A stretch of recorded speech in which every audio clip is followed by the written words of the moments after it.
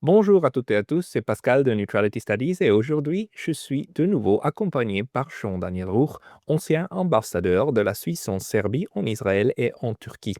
L'ambassadeur Roux est aussi le fondateur du Centre genevois pour la neutralité et il est un des grands soutiens de l'initiative pour la neutralité, un référendum populaire sur lequel nous voterons probablement en 2026 en Suisse. C'est ce dont nous voulons parler aujourd'hui. Jean-Daniel, bienvenue. Bonjour, bonjour Pascal, très heureux d'être là à nouveau. Merci beaucoup pour ton temps et puis j'aimerais bien te demander, comment est-ce que tu vois notre, initiative sur la neutralité? Et je dis «notre» pas parce que je suis, lié avec l'initiative, elle-même, mais parce que je pense moi aussi que c'est une importante, initiative et quelque chose qu'il faudrait gagner. Comment est-ce que tu vois, l'initiative elle-même? Bon, mais d'abord, ce que je vois, c'est surtout la neutralité. Je pense que ce concept de neutralité est vraiment important dans le monde aujourd'hui. Il ne s'agit pas seulement de la Suisse, mais il s'agit du monde. On a cru un moment que le monde pourrait être régi par le droit international et puis qu'il y aurait des règles appliquées pour un peu tout, que ça soit le commerce, que ça soit évidemment la résolution des conflits. Et puis, ben, on remarque aujourd'hui, depuis plusieurs années d'ailleurs, c'est pas complètement nouveau, que c'est pas un système qui va dominer le monde dans les années à venir ou dans la génération à venir, qu'on est dans des logiques de rapport de force.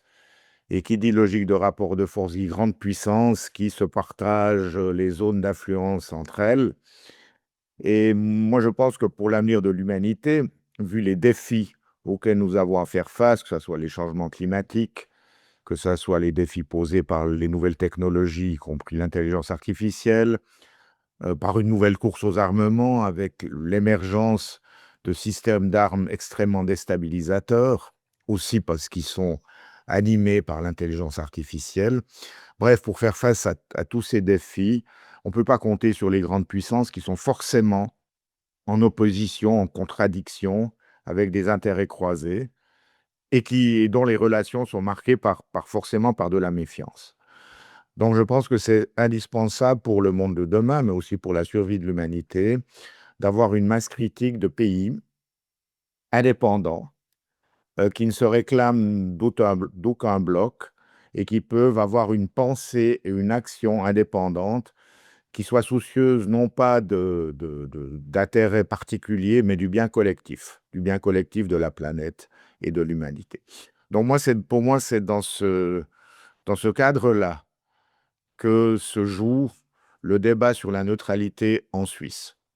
Parce que la Suisse a de la chance, elle a le privilège de pouvoir bénéficier d'un soft power important dans le monde, aujourd'hui encore, qui est lié à la neutralité. Si on montre le drapeau suisse au Botswana, en Colombie ou en Corée, les gens vont dire: «Ah, la Suisse, la neutralité». Il y a une association immédiate, émotionnelle, presque spontanée ou subliminale, entre le drapeau suisse que tout le monde connaît et puis le concept de neutralité. Donc je pense que si elle le souhaitait, si ses autorités le souhaitaient, la Suisse pourrait jouer un rôle de catalyseur pour justement amener une coalition d'États qui se réclamerait ni d'un bloc ni d'un autre, donc neutre ou non aligné est un concept un peu obsolète. Par contre, je pense que le concept de neutralité active redevient important dans le monde, pertinent, et la Suisse pourrait jouer un rôle moteur si elle le souhaitait. Et l'intérêt de cette initiative, c'est justement ça. C'est de redonner une crédibilité à la neutralité, mais aussi c'est de redonner une crédibilité et un rôle, une perspective à l'action internationale de la Suisse.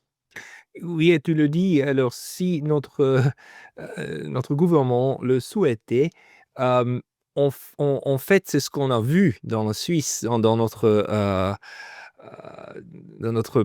heu, l'approche du Conseil fédéral, selon moi, c'était plus une bonne conception de la neutralité, mais une partialité pour dans les intérêts d'une côté du conflit mondial qu'on voit maintenant. Comment est-ce que tu vois que l'initiative sur la neutralité pourrait justifier un peu les problèmes qu'on a maintenant avec l'interprétation de la neutralité du côté de notre gouvernement? Bon, je pense que notre gouvernement a adopté une attitude purement défensive, surtout à partir de février 2022, lorsque la Russie a envahi l'Ukraine, dans ce qui, en droit international, pour moi, est un acte d'agression. Et la Suisse a été immédiatement mise sous pression et elle a décidé de reprendre les sanctions. Enfin, je ne sais pas s'il y a eu un épisode un peu bizarre où un jeudi, ils ont annoncé qu'ils ne reprendraient pas les sanctions, qu'on ferait ce qu'on a toujours fait, enfin ce qu'on faisait depuis 2014, c'est-à-dire qu'on prendrait des dispositions pour éviter le contournement des sanctions par la Suisse. Et puis le mardi, ils ont changé de position à 180 degrés et ils ont annoncé qu'ils reprenaient les sanctions. Qu'est-ce qui s'est passé entre ce jeudi et ce mardi? On ne nous a jamais vraiment dit la vérité. On nous a pas, on a entendu dans les couloirs qu'il y avait eu des pressions, on ne sait pas exactement de qui, on ne sait pas exactement la nature de ces pressions. Ce qui est certain, c'est qu'il y a eu une crainte à Berne, au Conseil fédéral, euh, qui a fait qu'on a pris cette posture, mais c'était défensif. C'était pour s'éviter des reproches, c'était pour s'éviter peut-être des pressions, peut-être même des sanctions. Je pense que comme citoyen suisse, en plus dans un pays qui connaît la démocratie directe, on a vu que le peuple suisse sait être très mûr dans ses choix, même quand il s'agit d'augmenter les impôts ou de diminuer les vacances. Donc, je pense on aurait le droit d'être traités comme des adultes et puis qu'on nous explique la vérité, mais ça, pour le moment, personne ne l'a fait. Donc, c'est cette attitude défensive qui continue à prédominer en Suisse. On a prétendu qu'on continue à rester neutre parce que, stricto sensu, si on regarde le droit de la neutralité, on ne produit pas un avantage militaire à l'Ukraine ou à la Russie. Donc, les conditions de la neutralité sont plus ou moins bien remplies. Mais dans un autre terrain d'action, un autre conflit, le conflit israélo, pas seulement palestinien, mais israélo-iranien, qatari, syrien, libanais et yéménite, et même la Tunisie est attaquée par Israël. Là, le problème se pose différemment, semble-t-il, puisqu'on continue à vendre des biens à double usage et à autoriser les investissements dans l'industrie militaire israélienne. Donc là, moi, j'ai l'impression qu'on viole le droit même de la neutralité.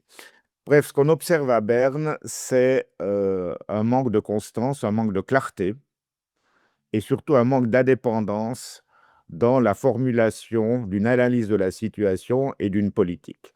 Et moi, je pense que ce débat sur la neutralité devrait aider nos dirigeants à avoir plus d'assurance en eux, à se sentir plus forts et puis à véritablement développer une politique qui soit neutre, mais surtout indépendante de toutes les pressions, de tous les courants qui arrivent à Berne. Les L'opposition sur, l'initiative, l'opponente, eux, ils disent que il ne faut pas il ne faut pas, créer des strictes définitions de la neutralité. Il faut que le Conseil fédéral peut interpréter la neutralité selon le besoin du jour. Hem, et puis l'initiative, en fait, elle veut, créer un framework, un cadre dans lequel le Conseil fédéral et puis nos directions peuvent se bougir. Quelle est ta interprétation? Pourquoi est-ce que c'est important qu'on écrit une définition dans notre Verfassung, Dans la Constitution. dans la Constitution? Pourquoi est-ce qu'il faut une définition dans la Constitution?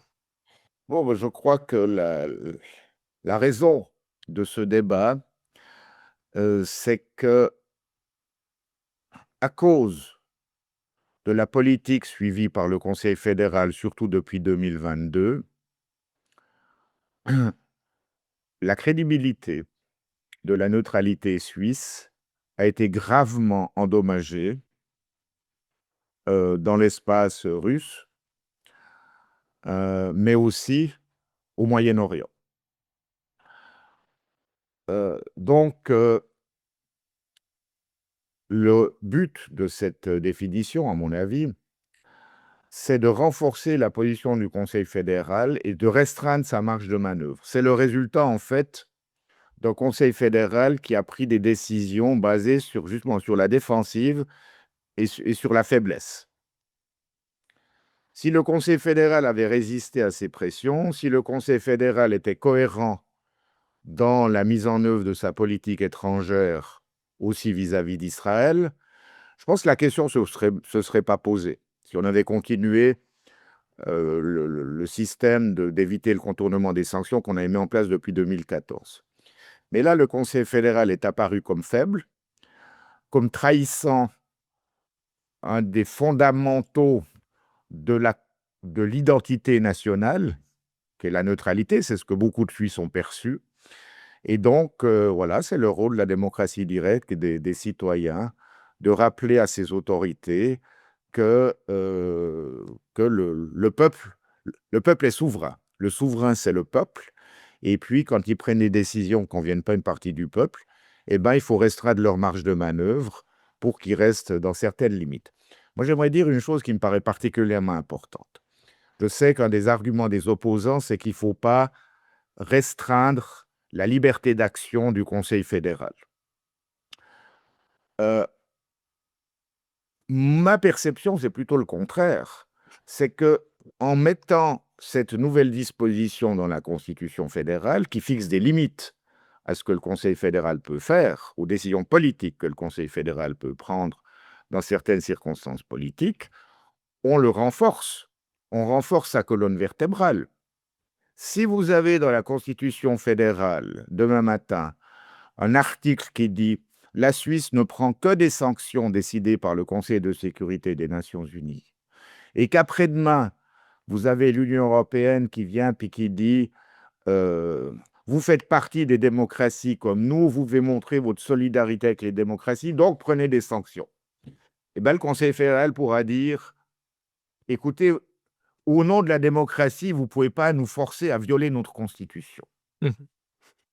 Et par ailleurs, les sanctions, comme on l'a vu, elles ne servent à rien. Ce n'est pas des sanctions qui vont faire changer la politique russe vis-à-vis de l'Ukraine. Au contraire, peut-être même que les sanctions font plus de mal à ceux qui les prennent, c'est-à-dire à l'Union européenne, qu'à ceux qui sont les destinataires, c'est-à-dire les Russes. Donc, on aura un argument très fort pour résister aux pressions de nos amis. Oui, donc dans ce sens-là, et c'est aussi un but de l'initiative de donner au Conseil fédéral, à l'administration, encore des arguments pour, en fait, suivre une politique proprement neutre. C'est pas seulement qu'on change la voie, mais aussi qu'on renforce la crédibilité de ce chemin de l'avenir. Oui, oui, et puis non, puis je pense que ça serait une arme, une espèce de cuirasse presque, que le Conseil fédéral pourrait avoir pour résister Mhm. à ces pressions extérieures.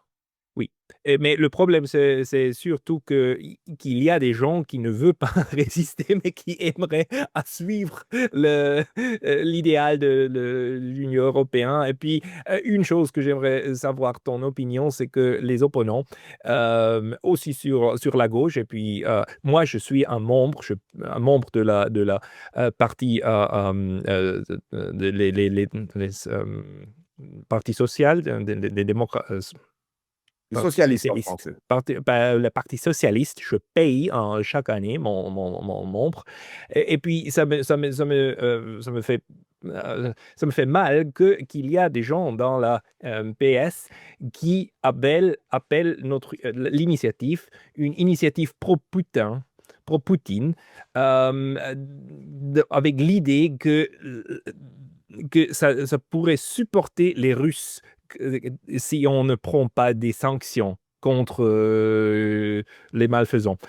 Qu'est-ce que tu peux dire sur ce niveau-là? Bon, je pense qu'il y a eu une vague d'émotions en Suisse, assez naturelle, lorsque les Russes ont envahi l'Ukraine, hein. Hmm. Et puis ensuite, sur la base de ces émotions, évidemment, s'est développée une espèce d'analyse comme ça, à chaud, de la situation où il y a les bons et les méchants. Il y a les bons Ukrainiens qui sont les pauvres victimes, et puis il y a les méchants Russes qui sont les agresseurs. C'est évidemment une vision extrêmement limitée de, de, de la situation, parce que si on veut comprendre ce qui s'est passé en Ukraine, il faut peut-être pas remonter au XVIIe siècle. On peut peut-être parler du Holodomor, de cette espèce de génocide ukrainien commis par Staline. Mais surtout, il faut remonter à l'Union soviétique, à la fin de l'Union soviétique, aux tensions qui ont émergé en Ukraine depuis 1991 entre, disons, une attirance plutôt pro-russe, une attirance plutôt pro-occidentale, des résurgences historiques. Bref, c'est un système extrêmement complexe dans lequel on a vu ensuite une lutte d'influence entre les deux grandes puissances que sont les États-Unis et la Russie, s'exercer dans ce pauvre pays qui est devenu finalement le terrain de jeu où s'opposaient les intérêts des Russes et des Américains, et les Européens étant évidemment alliés avec les Américains. C'est un conflit de grande puissance par procuration. Ce n'est pas le petit qui se bat contre le grand. C'est un conflit de grande puissance par procuration, et l'essence même de notre neutralité, depuis Nicolas de Flux à peu près, mais certainement depuis le 19e siècle, c'était de dire on ne veut pas se mêler des conflits de grande puissance. Et on a réussi avec succès pendant la Première Guerre mondiale, on a réussi avec succès pendant la Deuxième Guerre mondiale, au prix de compromis pas très glorieux, il faut bien le reconnaître, mais on a réussi. Pourquoi est-ce qu'on ne doit plus réussir aujourd'hui? Est-ce qu'on veut vraiment se mettre dans un camp qui n'a pas nécessairement beaucoup plus raison que l'autre? Alors, ça ne veut pas dire qu'on ne doit pas se battre pour le respect du droit international, ça ne veut pas dire qu'on ne doit pas condamner les crimes de guerre, bien sûr que non. On doit soutenir le travail de la Cour pénale internationale qui a inculpé Poutine, comme elle a inculpé Netanyahou. Ça, évidemment qu'on doit le faire. Mais il faut avoir la lucidité de baser notre politique sur une analyse juste. Et l'analyse juste, c'est pas de dire il y a des bons et des méchants. L'analyse juste, c'est de dire c'est un conflit de grande puissance. Notre intérêt, mais aussi l'intérêt de l'Europe, c'est qu'il y ait des pays comme le nôtre qui réussissent à rester au-dessus de la mêlée. Tu le dis très très bien en fait aussi. Moi, je pense qu'il faut absolument de baser notre analyse sur ce qui passe dans la domaine des grandes puissances. Par contre, il y a des gens en fait qui disent que c'est une initiative euh, qui va nous mettre en opposition de l'Union européenne et qui maintenant, la Suisse qui a aussi des problèmes sur le niveau des relations bilatérales avec l'Union européenne, il ne faut plus créer encore plus plus de friction. Comment est-ce que tu vois ça? Bon, mais là, je pense que c'est de nouveau un argument qui est dicté sur la peur et sur un argument défensif. Moi, je pense que pour construire un bon argument, une bonne politique, il faut, au lieu de voir nos faiblesses, il faut voir nos forces. Or, dans notre relation avec l'Union européenne, on a une force extraordinaire. D'abord, comme employeur, nos entreprises suisses, employeurs des Européens en Europe. Ensuite, comme employeur d'Européens, Français, Italiens, Allemands qui traversent la frontière tous les jours. Ensuite, comme économie parfaitement intégrée dans l'économie européenne, avec des relations de dépendance aussi. Dire, moi, j'habite une région ici, le Jura, où une des grosses activités, c'est de travailler comme sous-traitant pour l'industrie automobile allemande. Alors évidemment, on a intérêt à ce que l'industrie automobile allemande ou française continue à progresser, mais la dépendance, elle va dans les deux sens. Donc de croire que si l'initiative est acceptée, l'Union européenne va quoi, prendre des sanctions contre nous? Non.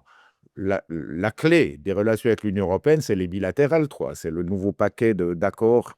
Et puis là, pour moi, c'est un débat qui est séparé. Ce n'est pas le même débat. Nous parlons là d'un débat sur le rôle de la Suisse dans le monde, pas seulement en Europe, mais dans le monde. Puis effectivement, on est confronté à deux options. On peut s'aligner sur Madame van der Leyen et puis les Allemands et les Français, ce qu'on a refusé de le faire depuis toujours, mais on peut tout d'un coup accepter ça. C'est peut-être, quelque part, c'est peut-être plus facile. Il y a moins besoin de réfléchir. Mais évidemment, ça serait renoncer à un rôle dans le monde, hein, que la Suisse a eu, une notoriété, un soft power, une influence bien au-delà de sa taille, que la Suisse a eu pendant, en tout cas pendant les périodes d'après la guerre froide. Évidemment, si le peuple suisse veut ça, si on veut devenir une espèce de Luxembourg des Alpes, why not, hein? Je veux dire, on va pas vivre beaucoup plus mal, mais ça sera la fin du rôle particulier et utile que la Suisse a pu jouer dans le monde à travers sa tradition de neutralité, sa tradition humanitaire, un centre pour le multilatéralisme à Genève, qui n'existerait pas si on n'avait pas la neutralité. Donc c'est un choix important, c'est un choix identitaire pour la Suisse, effectivement, et pour sa place dans le monde. Et pour revenir encore une fois sur notre conseil fédéral, il me semble maintenant qu'on a un problème, c'est que, le conseil peut en fait, a aller dans une direction comme il veut. On a cette discussion, on avait eu l'information il y a 2 années, que le conseil fédéral a parlé avec avec l'Autriche et puis avec, l'Allemagne sur le Sky Shield. Et puis on sait qu'on a signé un mémorandum, Memorandum of Understanding, que la Suisse et l'Autriche vont participer dans le Sky Shield. Mais jusqu'à maintenant, j'ai jamais vu ce mémorandum et puis on ne sait pas qu'est-ce qu'il y a écrit là-dedans. Le Conseil fédéral nous dit qu'il a inséré des réservations à côté de notre neutralité, mais on ne sait pas quels sont ces détails-là. Et puis, est-ce qu'il te aussi semble qu'on a maintenant, qu'on est dans une situation où notre administration se prend des très, très grandes libertés sur le futur aussi de la sécurité de la Suisse. Ah, mais ça, on le voit dans différents domaines, mais toujours liés à la sécurité.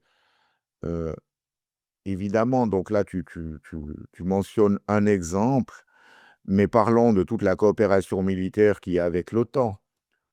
Je ne Oui, suis pas sûr oui. que le peuple suisse ait la vue d'ensemble de toutes les coopérations militaires qui existent avec l'OTAN. Et ce qui est certain, c'est que ces coopérations militaires n'ont pas été sanctionnées, ni par un vote populaire, même pas probablement par un vote du Parlement.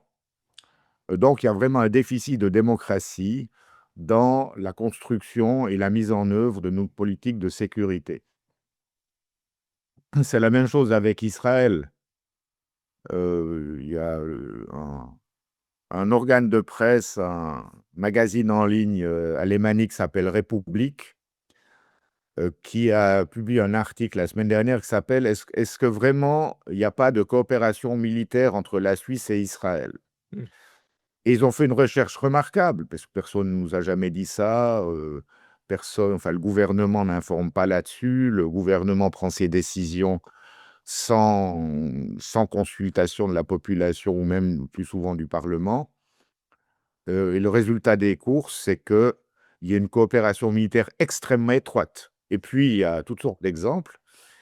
Et puis, mais juste un chiffre, un.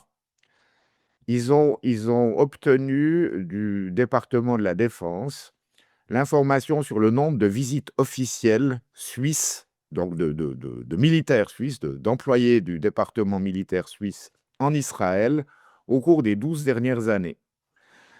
Plus de 1200 Non. voyages officiels. Ce qui fait donc une moyenne de 100 voyages par année, ce qui fait une moyenne de 2 voyages officiels par semaine. Si ça, ce n'est pas une coopération militaire intense, je ne sais pas ce qu'il faut. Et puis, il y a plein d'autres exemples, évidemment, aussi dans les achats d'armement et tout ça. Donc voilà, donc on a ce déficit d'information, qui est à mon avis un déficit démocratique. Il y a justement des F-16 qui passent en dessus de chez moi. Je ne sais pas si on entend jusqu'à Tokyo. On n'entend rien, mais voilà, quand on parle de la sécurité, de la politique de la sécurité, il y a des F-16.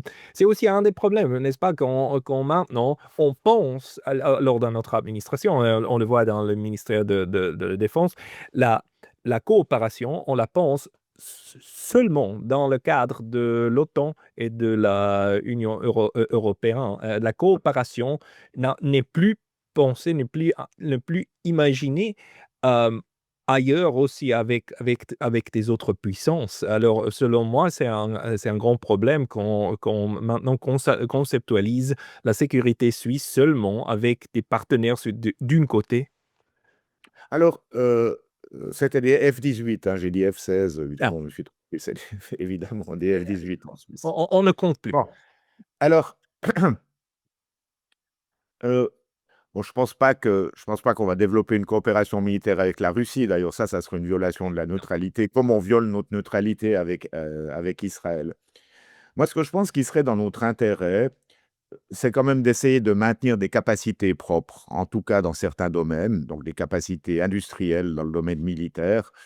Et puis pour ça, c'est indispensable de travailler avec l'Union européenne, surtout l'Union européenne. Mais pas dans un sens où on achète des produits de l'Union européenne, mais d'avoir une coopération industrielle avec l'Union européenne, euh, comme on a des coopérations dans le domaine de la pharma, dans le domaine des machines, dans tous les domaines. C'est une coopération, vu les défis technologiques, ça me paraît indispensable et je ne crois pas que ça soit contraire à la neutralité. Ceci dit, quand on peut diversifier, il faut diversifier. Et j'aimerais donner un exemple. Vous avez eu, je crois que c'était début novembre, une grande délégation britannique dirigée par le Premier ministre s'est rendue en Turquie pour signer un gros accord de coopération militaire entre le Royaume-Uni et la Turquie. La Turquie est un pays émergent qui investit beaucoup dans l'industrie de défense, notamment les drones, hein. Au début de la guerre en Ukraine, ils vendaient des drones à l'Ukraine tout en faisant de la médiation avec la Russie d'ailleurs. Euh, Pourquoi la Suisse, obsédée par les capacités technologiques d'Israël ou des États-Unis, ne pourrait pas développer des coopérations dans le domaine de la défense avec des pays émergents? Alors là, j'ai parlé de la Turquie, mais j'imagine que la Corée du Sud pourrait aussi avoir des choses à nous offrir, ou d'autres, hein, ou d'autres. Mais effectivement, essayer de diversifier, essayer d'élargir, ce qui nous permettrait aussi d'avoir des horizons plus larges et de développer d'autres types d'influence et de coopération avec ces pays qui investissent beaucoup d'argent dans l'innovation aussi. Oui, c'est un très bon point. Et puis finalement, pour toi comme diplomate, est-ce que tu penses que cette initiative pourrait aussi renforcer la diplomatie suisse? Donc pas seulement la politique en extérieur, mais aussi ce que vous, les ambassadeurs, faites en ailleurs de la Suisse. Bon, je crois qu'il y a aussi une disposition dans l'initiative et surtout dans le contre-projet. Moi, je pense qu'il faut voter oui aux deux, hein, d'ailleurs, parce que D'accord? le contre-projet demande d'accroître les activités médiatrices de la Suisse. Oui. Voilà. À mon avis, Et puis le à mon avis, contre-projet, le contre-projet n'est pas encore sûr que ça va être sur le bulletin finalement, parce que le Conseil national n'est pas encore fini avec le débat, n'est-ce pas? alors j'espère qu'il y aura le contre-projet personnellement, parce que je trouve que le contre-projet, c'est mieux que rien. Maintenant, moi, je propose de voter oui aux deux. Alors d'abord, pour ce qui est du rôle de la diplomatie suisse, ben, évidemment, Si la neutralité fait l'objet d'un soutien populaire assez fort pour avoir une nouvelle disposition constitutionnelle, bah, ça va évidemment renforcer notre image et notre rôle dans le monde. Parce que je pense que le genre de neutralité que la majorité des Suisses veulent, ce n'est pas une neutralité passive, mais c'est une neutralité active. C'est une neutralité qui essaye de contribuer à la solution des conflits et des grands problèmes mondiaux. Donc, évidemment. Et puis, si le contre-projet passe, ou même l'initiative, il faudra quand même que le Conseil fédéral en tire les conséquences en termes de ressources. Parce que si on se fait dépasser dans le domaine de la médiation depuis de nombreuses années par la Norvège, le Qatar, les Émirats arabes, la Turquie et d'autres, c'est aussi parce qu'on n'investit pas assez d'argent. Je crois que le budget pour les activités de promotion de la paix, démocratie, médiation, c'est quoi? C'est autour de 80 millions par année, peut-être même un petit peu moins. C'est de loin pas assez et c'est de loin inférieur à ce que d'autres pays dépensent. Donc on n'a pas réussi ou on n'a pas voulu créer une vraie force de frappe en termes de médiation. Maintenant, évidemment, quand on compare les budgets militaires avec les budgets de la promotion de la paix, c'est ridicule. Avec quoi, le prix des F-35, les 30 milliards donnés à l'armée, et puis là, on donne finalement très peu d'argent pour ces activités-là. Donc j'espère que si le contre-projet, à supposer qu'il soit sur le bulletin, où l'initiative passe, j'espère que ça résultera aussi en une augmentation, mais massive, des investissements dans les activités suisses de promotion de la paix. Oui, tout à fait. Il faut investir dans la paix, il faut investir dans la neutralité. Jean-Daniel Roux, les gens qui veulent te trouver, où est-ce qu'il peut aller pour ce que tu écris et puis sur les travaux que vous faites dans le centre? Alors d'abord, on a un website, hein, on a un site internet. Faut taper GCN, Geneva Center for Neutrality, et puis ensuite on arrive sur le centre. genevaneutrality.ch, je crois. Je vais Voilà. mettre le lien dans la Oui, description du s'il te vidéo. plaît, mets le lien. À part ça, moi j'écris toutes les semaines sur des sujets de politique internationale où j'essaie de refléter ma vision de ce qui se passe au Soudan, au Proche-Orient, en Ukraine. Cette semaine, c'était sur le G20 et Trump qui ne va pas au G20. La semaine dernière, c'était sur le Soudan. La semaine avant, c'était sur ce qui se passe dans les Caraïbes, avec le Venezuela, la Colombie et le déploiement militaire américain dans cette région. Donc ça, je pense que si on veut développer une vision, essayer de développer une vision de la géopolitique du monde qui ne soit pas partisane, les gens peuvent aller lire mes articles qui paraissent tous les jeudis dans la Weltwoche. Pour ça, je ne sais pas si ça va plaire au public socialiste, et dans le quotidien jurassien en français. La Weltwoche publie encore des opinions de tout le spectre, de la gauche, de la droite. C'est encore Alors moi, ce n'est pas des papiers d'opinion, c'est vraiment des papiers où j'essaye d'analyser un sujet qui me paraît important du point de vue c'est géopolitique vrai. dans Oui, oui. l'histoire du monde actuel. Et je toujours aime des interprétations, des analyses. Donc, tout le monde allait trouver un Jean-Daniel Roux dans la Weltwoche et puis sur le centre Geneva Center for Neutrality. Et dans Jean-Daniel le quotidien jurassien. et dans le quotidien jurassien. Tout le monde. Le Jean-Daniel Roux, merci pour ton temps aujourd'hui. Merci beaucoup, Pascal.